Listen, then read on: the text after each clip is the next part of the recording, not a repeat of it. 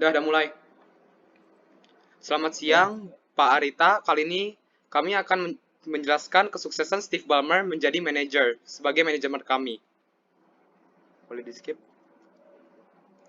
Di kelompok 4 terdapat Leandro, saya sendiri, Wira, Felix, Samuel, dan Oden.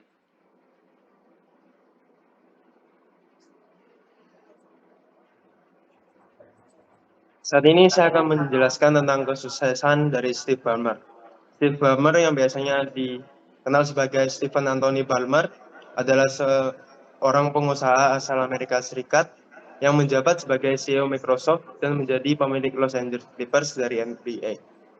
Sebelum menjadi CEO, Ballmer bergabung dengan Procter & Gamble sebagai asisten manajer produk. Jabatan yang dipegangnya selama 2 tahun, kemudian bergabung dengan Stanford Graduate School of Business pada tahun 1979. Wira. Pada tahun 1980, Ballmer meninggalkan Stanford Graduate School of Business dan bergabung dengan Microsoft pada bulan Juni, menjadi manajer bisnis pertama yang dipekerjakan oleh Bill Gates. Ballmer bisa dibilang karyawan yang sangat loyal. Salah satu perannya yang paling awal adalah merekrut karyawan yang kompeten untuk perusahaan yang sedang berkembang. Pada tahun 1998, ia dipromosikan menjadi presiden Microsoft. Setelah itu, Ballmer secara resmi ditunjuk sebagai CEO pada tahun 2000. Pensiun dari Microsoft, Ballmer sekarang berfokus pada salah satu hasratnya yang lain dengan saat ini menjadi pemilik Los Angeles Clippers dari NBA. Oden. CSR itu adalah Corporate Social Responsibility, atau sering disebut juga dengan suatu konsep bahwa organisasi khususnya perusahaan memiliki suatu tanggung jawab terhadap konsumen, karyawan, dan pemegang saham komunitas. CSR Steve Ballmer. Yang pertama adalah mendukung pertumbuhan ekonomi inklusif. Hal ini dimulai dengan meningkatkan akses terhadap keterampilan dan peluang digital hingga menutup kesenjangan data dan mendukung kesehatan masyarakat. Yang kedua adalah melindungi hak-hak dasar. Kami dengan tegas mendukung hak-hak dasar masyarakat, mulai dari membela demokrasi dan melindungi hak asasi manusia. Yang ketiga adalah create a sustainable future. Kami telah menguraikan komitmen ambisius dan rencana terperinci untuk mencapainya. Untuk CSP Steve Ballmer, jadi CSP itu adalah Create Shared Values, yang berarti penciptaan nilai bersama atau creating value dalam sebuah perusahaan. Karena Steve Ballmer adalah CEO dari Microsoft, kami akan menjelaskan CSP dari Microsoft. CSP pertama adalah program keberagaman pemasok. Bertujuan untuk meningkatkan keberagaman pemasok, mendorong bisnis yang dimiliki oleh perempuan, veteran, kelompok minoritas, dan usaha kecil. Dukungan tersebut meluas ke semua pihak pemasok lain, seperti firma hukum, bank, atau lembaga keuangan lainnya yang layanan Microsoft kegunaan. Untuk CSP kedua, ada komunitas pemasok Youth Spark Microsoft Technology Center atau CTC, yaitu menaruhkan semua pemasok, karyawan, dan lokal anggota masyarakat. Serangkaian pelatihan khusus yang memberi peserta sebuah kesempatan untuk menerima sertifikat literasi digital Microsoft tanpa biaya. Sebuah kunci kualifikasi untuk banyak pekerjaan teknologi. Selanjutnya untuk SWOT atau Strength, Weakness, Opportunities, dan Threats.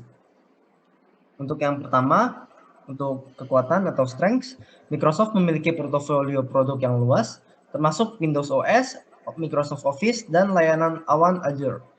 Untuk yang kedua, merek yang kuat dan dikenal di seluruh dunia. Untuk yang ketiga, kemitraan strategis dengan berbagai perusahaan teknologi dan bisnis. Selanjutnya ada weakness atau kelemahan. Yang pertama, persaingan sengit di berbagai segmen pasar, terutama di pasar perangkat lunak dan komputasi awan. Yang kedua, bergantung pada pendapatan dari beberapa produk utama seperti Windows OS. Terkadang diharapkan pada isu-isu privasi dan keamanan data. Untuk selanjutnya, threats atau ancaman. Yang pertama, persaingan kuat dari perusahaan teknologi besar lainnya seperti Google dan Amazon. Yang kedua, ancaman keamanan cyber yang meningkat yang dapat merusak reputasi perusahaan. Yang ketiga, potensi perubahan regulasi yang dapat mempengaruhi bisnis Microsoft. Untuk selanjutnya, opportunities atau peluang. Yang pertama, pertumbuhan komputasi awan yang terus meningkat yang dapat mendukung pertumbuhan bisnis Azure. Yang kedua, potensi pertumbuhan di pasar perangkat keras seperti Surface dan Xbox. Ketiga, ekspansi ke bidang-bidang baru seperti kecerdasan buatan, AI, dan Internet of Things, IoT.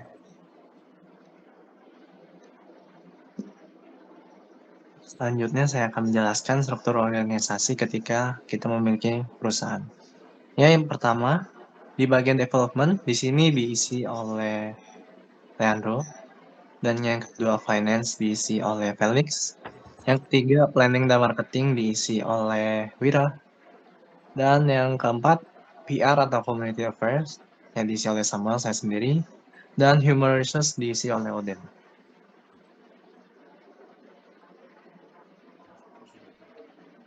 Untuk struktur organisasi yang saya pilih adalah finance. Selanjutnya saya akan menjelaskan sedikit tentang finance committee, yaitu finance adalah keuangan yang mempelajari bagaimana cara mengetahui berbisnis individu, meningkatkan organisasi, mengalokasi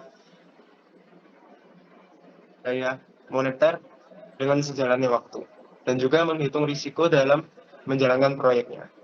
Alasan mengapa saya memilih finance, karena menurut saya finance dapat memantau seberapa banyak penghasilan dan biaya operasional bisnis sebagai dasar untuk membuat keputusan keuangan untuk jangka pendek maupun jangka panjang dengan lebih bijaksana.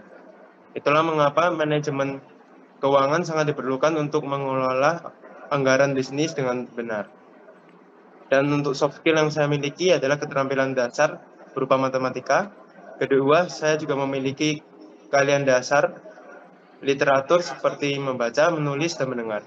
Dan untuk kemampuan hard skill yang saya miliki adalah mencatat transaksi akuntansi, memahami dan mendiskusikan laporan keuangan untuk memberikan nasihat keuangan yang baik untuk perusahaan. Selanjutnya untuk planning dan marketing. Planning dan marketing bisa diartikan sebagai kegiatan bisnis yang mencakup perencanaan produk dan penjualan. Perencanaan di sini dimulai dari menetapkan harga hingga merancang strategi pemasaran yang sesuai. Marketing terfokus pada konsep dan perencanaan, sedangkan sales lebih berpusat pada masalah teknis, penjualan, dan pelayanan konsumen. Marketing lebih memikirkan bagaimana produknya bisa dikenal oleh publik dan diminati banyak orang. Alasan saya dipilih menjadi marketing karena saya dapat mengkombinasikan keterampilan, pengalaman, dan kemampuan dalam merencanakan strategi pemasaran yang efektif untuk mencapai tujuan bisnis. Selain itu, pemahaman pasar dan kemampuan berkomunikasi juga menjadi faktor penting dalam pemilihan seseorang untuk peran marketing tersebut. Skill-skill yang saya miliki mencakup analisis, persaingan, keahlian dalam bahasa Inggris dan Mandarin. Untuk soft skill-nya ada di kemampuan komunikasi.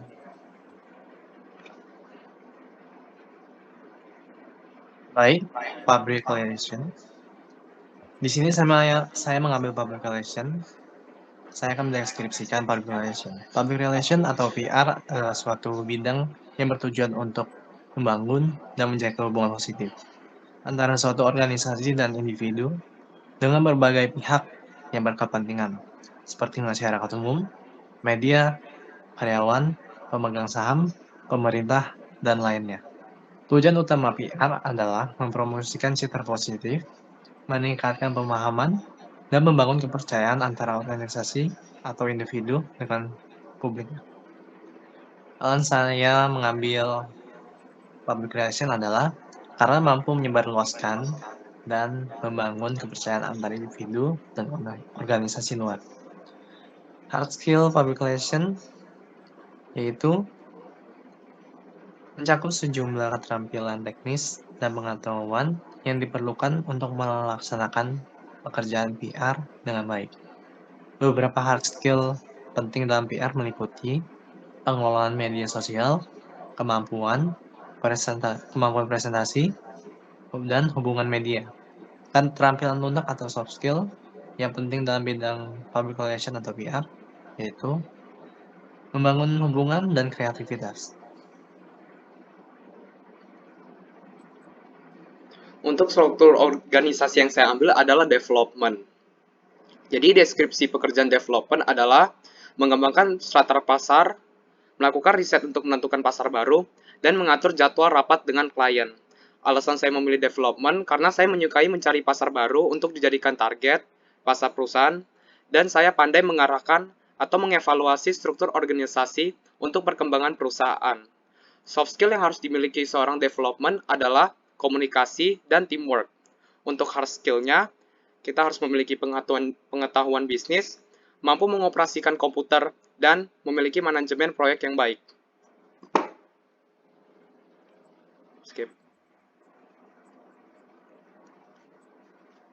Human resource itu mengatur segala sesuatu yang berhubungan dengan tenaga kerja.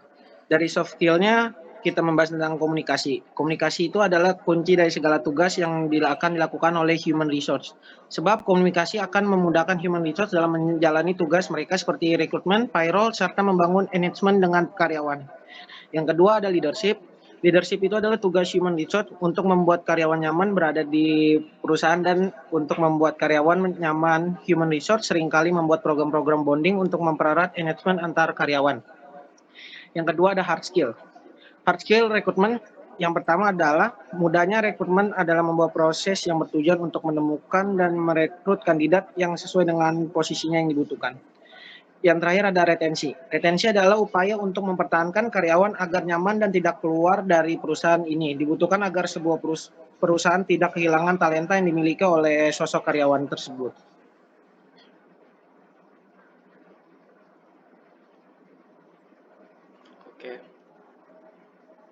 Oke, jalan-jalan bersama janda. Jangan lupa beli good time. Terima kasih atas perhatian Anda. See you next time. Terima kasih, Sir.